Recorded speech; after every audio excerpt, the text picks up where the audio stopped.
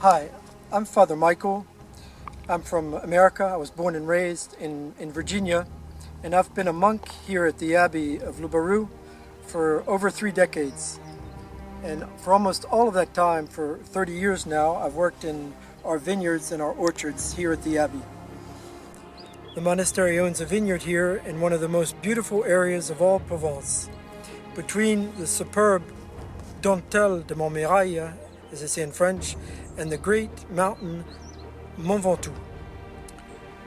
The monastery is located in the mountains at about 1,200 feet above sea level, and only a few miles away from the famous Rhone Valley vineyards of Gigondas, Vacqueyras, and Châteauneuf-du-Pape. Our vineyards prosper here in a protected area designated by UNESCO as a Biosphere Reserve. The altitude of this area confers a refreshing coolness upon our wines. The entire vineyard is geographically mountainous in nature. Our cultivation methods are equivalent to the standards set for the greatest vineyards, and we are in the process of making our vineyard into an observatory, a laboratory, so that we can share the techniques, the best ways to make the best wines with other winemakers here in the area. Here we are at the sisters, the nuns monastery. There are about 35 nuns here.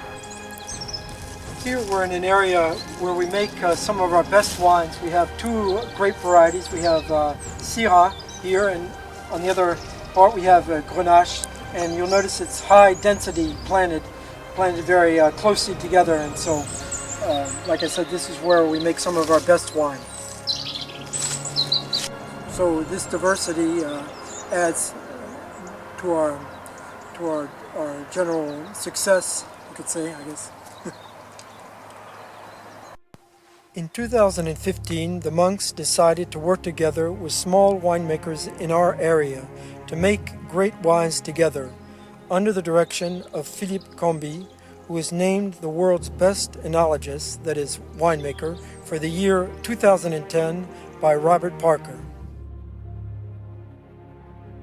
Via Caritatis refers to the more perfect way of charity, because this project gives the opportunity to smaller winemakers to fabricate great wines with us and to earn a decent income for their work. As you may know, the popes lived in Provence in southern France in the city of Avignon for almost 70 years in the 14th century. They were at that time among the most powerful and leading European sovereigns. The first vineyard that these popes planted was right here in a place called Le Grosseau, in the heart of the Via Caritatis estate, in the year 1309. So it is older even than Châteauneuf-du-Pape, which was planted 10 years later. We, the monks, have the honor of having brought back to life the first and therefore the oldest papal vineyard. This whole story is fascinating because when he became Pope, Clement V chose to live in Provence instead of Rome in order to escape the political unrest occurring at that time in Italy. And when he came to Le Grosseau, which at that time was a Benedictine monastery, and only a stone's throw away from the present Benedictine monastery of Le Barroux, he decided that it would be his summer residence. And finally, because he esteemed good wines, the new Pope, Clement V, planted there the first papal vineyard. Most of the great vineyards in Europe were created by monks.